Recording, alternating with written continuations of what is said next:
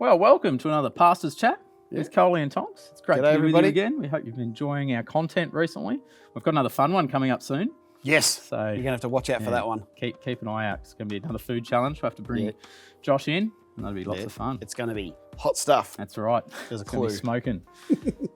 So we've got a special occasion coming up, though. I suggested a Tonks for this one, but you probably know about it. I noticed on Facebook the other week, you've been here now for 20 years in Mildura. And you've been a minister at the Mildura Church of Christ for 20 years. That's right. I think the 16th of October was the official date I started at the church. That's fantastic. And that's just a great achievement for anyone in ministry. Because I think the average minister only lasts 3 to 5 years at the moment. It might be less than that. So that's not real good. Quadrupled it, yeah. So I'm going to ask you some questions about, just so we can reflect on that and learn a bit more about it. So the first one I got for you is, did you think you would be here for 20 years when you first began? Well, to be quite honest, coming here was really about no idea. For Coley and I, we were just trying to follow where God was leading us. So we never came here with an idea of, let's do 5 years or let's do 10 years. It was never on our mind that, we'll be here for 20 years or more. We just wanted to follow where God was leading, and we'd done lots and lots of prayer and did feel this is where God was wanting us to be after 5 years of great ministry in Tasmania. But never thought. In fact, I remember when we came up here, we did the interview, we met with the elders and the ministry team and all that kind of stuff, and went back to Hobart. And a couple of weeks later, Kyle actually said to me, "Is this a full-time position?" And I went, "Oh, I'm not really sure." So I had to ring Simon, who was the senior minister at the time, say, this job at Mildura, is it actually full-time? Or he said, "Oh yeah, it's full-time," but we'd kind of already agreed to come. Imagine I don't know whether I was coming for 1 day or 2 days. 2 days a week. Yeah. So it was more about that we truly felt that God just wanted us here, regardless of what the time frame was or anything like that. So that's fantastic. Yeah. And 20 years later, here we are. So can you reflect? So for those that don't know, when he started, he wasn't the senior minister when he started here. But back in 2001, you were the youth pastor. So yes. The cool pastor. Can you reflect on some of your years as the youth pastor? And what I loved it. I love being the youth pastor. It's a lot more fun than what I do now. Oh, yeah. I still get to get involved with a few things, particularly with Adventure Club still. But being a youth pastor, you really, as you know, obviously, you're hitting those kids right at that, almost the sweet spot of when people are making those life decisions around whether they're going to be a follower of Jesus or what, they're developing their identity and all that. And so it's just such a privilege and an honour to be able to minister into the lives of young people. But I just think back those first 4 or 5 years when I was the youth pastor, and I just loved it, absolutely loved it. We had so much fun, reflecting even just today on things like, doing the big mud bowls that we did, big fun activities, some great camping memories that we had. The one thing I really love, which I'm so glad that even now, 20 years later, it's still a huge emphasis on our youth ministry, is the Bible study aspect. There's lots of churches that do games nights and go bowling and roller skating and whatever, and it's probably not hard to fill and grow a youth ministry when it's just all about fun. Like you could give away a PS4 every single Friday and you'd have 150 kids here. But early on, we established that we're going to do a Bible study. We used to call it Jump into the Jungle. Yeah, that's right. Yep. And that grew. That actually started. It was funny. We had 4 girls and Clinton. And at the time, Clinton I don't think he knew quite what a girl was apart from his sister. So Clinton and I would sit together and we would play PlayStation every single Friday night while the girls would hang and do girl things and talk girl things and stuff like that. But from that initial 5, it then grew and it grew and it grew. And I think we've had times in the last couple of years where we've had 30 to 40 young people. Again, not coming to crazy fun stuff, even though we still do that, but to come and do Bible study. That's right. So that's an awesome aspect of our youth ministry, which is I'm so proud that is still a massive focus on that. I think I remember when you first came, didn't we have something like 12 baptisms in 10 weeks or something like 11? Yeah, we had a lot early on. Yep. Catherine Morrell was my very first baptism. Yep. She was your favourite youth student too, wasn't she? I didn't have favourites. Ben Morrell was the first one I actually spoke to about baptism. Oh, there you go. But then she jumped in ahead of him, and Bit so of sibling rivalry there. yeah. But we did see a real wonderful between me and Simon. I think we did about 18 baptisms. I remember there was heaps at one point. Yeah, so that was pretty cool. Fantastic. Yeah, no, good stuff. And you probably don't get to play video games now in your senior ministry role as far as ministry goes, do you? Not with ministry. Yeah, No, we very rarely hang out with 50, 60-year-olds and play. Although me and Brendan Moritz are pretty keen on it together, so we do talk Commodore 64 together. Yeah, interesting. Obviously, you went from the youth pastor then to become the senior minister at the church. Talk about that transition for us. Yeah, well, that was not anything I was ever expecting, ever hoping for. I think we touched on this in a pastor's chat not that long ago, but I'd come here with Simon, who was the minister at the time, and it wasn't long, about 6 to 8 months after he resigned. And a few months later, he left the church, and we got a new senior pastor, Blair, and had a great couple of years. But then after about 2.5 years, he decided to move on. And I don't think, what's going on? Why are these ministers wanting to leave? Because at the same time that they were feeling like they didn't want to be here and they wanted to leave for different reasons, God was obviously doing stuff in their lives and so on. But I was falling more and more in love with this church. So after Blair left, the elders asked me if I'd take on the role as the senior pastor. And I was like, I don't know about that. I didn't want to be. I wanted to be Australia's oldest youth minister. That was my whole dream. Fantastic goal. But as I say, I was thinking, well, I'm really falling in love more and more and more with this church. I was feeling this very, very strong conviction that this is the church I want to stay at. Because I suppose, to be quite honest, if just where we were at the church at the time, if we got another person to come in as the senior pastor, it was probably a fair chance that I wouldn't have been able to stay. Yeah, so we only had one minister for a while. Yeah, well, I was the only one for quite a while. So just financially and just where the church was at after a couple of difficult years, I probably would have had to have left. So I actually said to the elders, I said, look, give me 6 months. And to their credit, they gave me 6 months to think about it. Yeah. I wanted to be absolutely sure, that the senior ministry role. So I rang a number of people. Trevor Kay, who was the minister here at the time at the AOG church, and he'd done the same thing. He'd gone from being the youth pastor to senior pastor. And we actually spent quite a lot of time talking it through and praying about that kind of thing. I'd ring up other Churches of Christ pastors who I knew really well at the time and really made sure. So then about 6 or so months later, I was able to say to the elders without a shadow of a doubt, yes, it's what I'm wanting to do. But even though I did that, I still continued to be at the youth ministry for probably about another 4 or 5 years after. So that's great. I would sort of do it together a bit.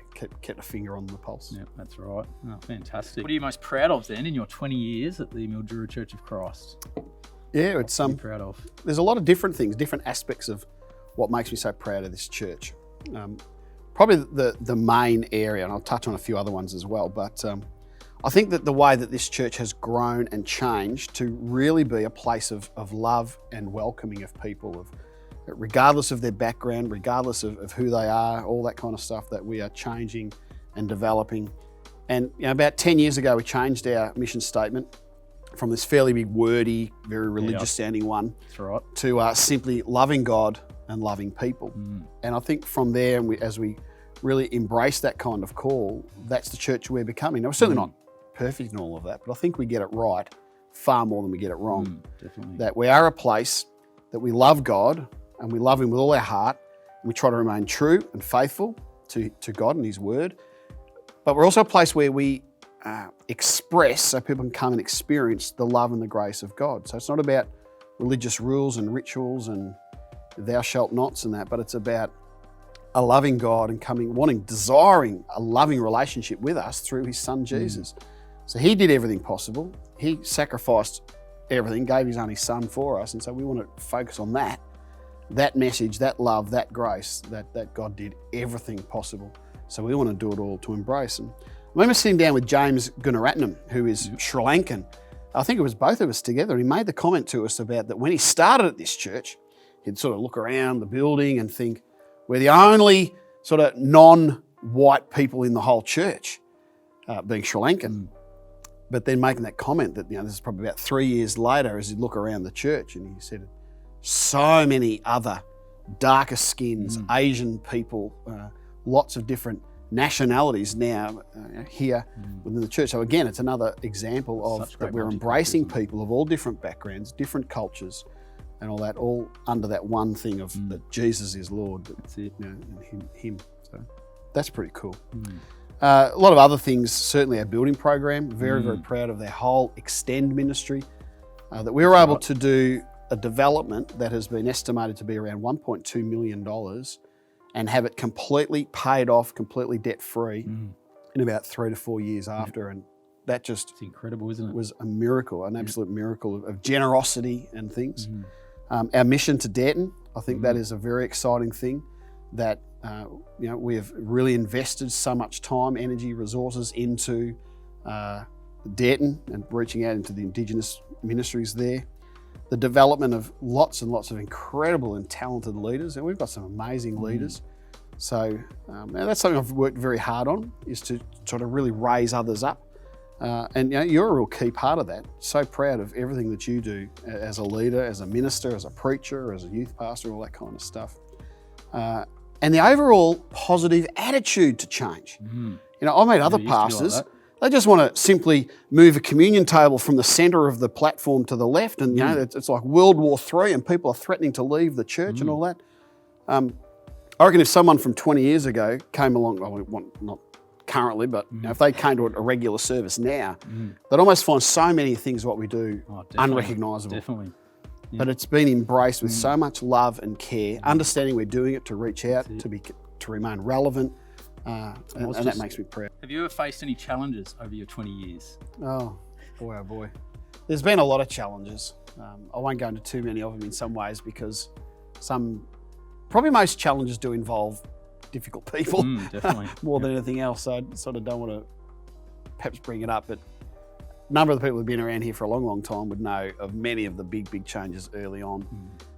Also, like very, very early on, I'd left a very, very growing, flourishing church with a big youth ministry and all that kind of stuff to come here. And I found out off one of the young people that after church on a Sunday evening, a group would go down to the river, and he said, "Oh, they don't like you much, do they, Tonks?" And I was like, "Oh, what do you mean?" He said, "Oh, just every Sunday night after church, we go down the river for pizza, and they usually spend most of the time just bagging out your sermon and how it's Sunday." Like, are you kidding me? Like, so you kind of go from where you feel you're really loved and appreciated in Hobart. And I remember a couple of times sort of pouting myself going, "Oh, what did I leave for? I should have stayed down there where they loved me." But these little snot if you're absolutely sure of your call, and so like I knew that God was calling us here as a family. So if you're really aware and sure of that call in your life, you fight through a lot of those challenges. It was very challenging when Simon said, 8-9 months after I started here, that he was leaving. And then 2.5 years later, Blair says he's leaving. So those sort of challenges, again, go, well, if they're leaving, am I here because of Simon? Did I only come here because of Simon, or did I come here because God led me here? That kind of stuff. But I think the key with a lot of those challenges, like I've seen people give up for far less than what I faced at times. But apart from sort of being aware of your calling and being sure that this is where God wants you to be, God doesn't change his mind in that sort of sense. No, that's it. I had to really embrace it with lots of prayer, just really saturate those kinds of situations with a lot of prayer. And when you're clashing with certain people and there's difficult times, traumatic times, you've got to just saturate that with prayer and really ask for God's strength, because his goes beyond us. That's right. We've been awesome to have a very united, very supportive eldership. There was a time a while ago where there was a bit of a conflict going on, and Brendan kind of really fired up and sort of ripped into someone on my behalf. And when you know that someone backs you like that, as an elder, now Brendan as a chairman of elders, that gives you a real boost to know that these guys and girls, they're there to support. They're there to not to be my yes people or anything like that. No way. They keep me very accountable, but they're there to support us as ministers. That's amazing. But I think one of the biggest things to get through these challenges has been our pastors' prayer partners. Definitely. That to know that there is currently over 100 people that are committing to praying for us as ministers. I reckon we can endure almost anything with that kind of It's not very common for a lot of ministers. No, not at all. Not at all. So it's fantastic. It'd be interesting. Maybe in another 20 years you can reflect on the COVID when when you're told your church wasn't even allowed to meet. How many pastors are going to use that as a sermon illustration forever. Yeah, it's going to be crazy. I remember back in 2020. I might save it for 30 years' time. And Yeah. like, you were allowed to run church. 20 years. Is there any secrets or keys that you've had to surviving in one place for 20 years? Yeah, well, I know that part of this, I'm harping back on this a little bit, I suppose, but your call, to know that you're called. And so Cole and I had no desire to leave Hobart. We loved our ministry in Hobart. Still got some of our most precious friends in Hobart, great connections, great memories. So we weren't looking, I wasn't dissatisfied and all that. So part of that was knowing that God has called. So I'm not going to question God's call. I've often sort of joked with people about, said, would you ever leave Mildura? And I said, if I was to leave Mildura, Jesus would have to physically appear at the foot of my bed and say, Andrew, you shall go to wherever. So, part of that is to say, like, Lord, I'm here to serve you. I serve this church, I serve these people, but ultimately it's all about Jesus. It's all to serve him. It's all to bring him glory. So until he changes his mind, I'm stuck here. But I think one of the real keys is you've got to love where you're at. And I love this church. I love this city. I love this region. But most importantly, I just love the people. The people who make up this church are phenomenal. Got a great bunch, don't we? Oh, it is. And, I don't endure ministry. I don't just endure people or just put up with people. I genuinely love this church and I love the people, and that's why what makes me hurt at the moment in regards to our restrictions, that we can't meet face to face in our services. It just kills me because I want to be with these people that we just care so much about. So that's a real key thing, is you've got to genuinely love the place, love the church and love the people. Fantastic. A lot of patience. I bet. I've heard some people say, how do you eat an elephant? One bite at a time. So it's just a lot of patience. I remember when I was, again, coming back to that question I asked before about that transition from youth pastor to senior pastor, I remember sort of trying to do a little bit of research, doing a little bit of study. And the way that Google often works is, I'd Google something about, building a church, changing your church or whatever. And the article line, it had, because they don't fit the full line in the Google search, it had how to turn your church around ... And I thought, that'd be a good article. So I clicked on the article link. The actual title of the article was how to turn your church around in 11 years. I was like, 11 years? In such a instant society, we want to see instant growth, we want to see instant change and all that. Now, that was a real encouragement to sort of remind me, it's not about becoming a senior pastor and seeing that within 3 or 4 weeks, all of a sudden you're having dozens of baptisms and you're starting building programs and all that kind of stuff. But this is for the long haul. And so it's really making a real deep down in your gut commitment. I'm here for the long haul. I'm going to push through, outlast your critics. Ted Keating, that's right. Ted, he would always say, you got to outlast your critics, things like that. But it's about really being so patient, not moving ahead of the people, still challenging, still leading from the front, but being very, very patient. I want to bring the people with me because I feel I don't want to be, way out front trying to think I'm going to, striving on to save the world for Jesus kind of thing, look around and nobody's following. You want to be bringing the people. So a lot of patience. If you look at your second 10 years compared to your first 10 years, there's probably more fruit there, would you say? Definitely. Yeah. I think in a place like Mildura, being, I've heard a lot of people say it's a very rigid kind of culture here, very rigid sort of way that Mildura goes about things. And so it took a long time. I think you've got to build credibility. Definitely. Within churches of Christ, we have what we call a flat structure. We don't have this hierarchy thing where we can't step in as a pastor, as a minister and say, righto, I'm the authority, listen to me, I'm in charge around here. You've got to earn the respect. You've got to earn the right to lead. And it probably took at least the first maybe 10 years to really build that respect, build and earn that thing. Particularly when you think about the whole history of the church, 100 years of the church, where you go through the history and ministers lasted 2 years, 3 years, 2 years, 3 years kind of thing. More than doubled the record now. Way over. But so you can't, sometimes you don't blame an eldership for holding on to the reins a little tighter, thinking, well, this guy's going to be gone in a year. So no, definitely. When people, so I'd like to think that after 20 years, people go, oh, maybe Andrew's actually serious about sticking around. A lot of Mildura people say after 20 years, you can finally say you're a local. Yeah. in Mildura. So I don't think it takes that long, but Yeah. Pastors prayer partners again, huge part of longevity. yeah. I know like Bill Purvis, who has inspired this pastors prayer partner ministry, he's been over nearly 40 years of ministry, and he's asked, what would you do differently? And he said in year 1, he would have established pastors prayer partners. Yeah. So it's a huge part of supporting what we do, people praying, us praying for them, partnering in prayer. But just to know that it's almost become like a foundation that everything else can build on, this foundation of prayer support.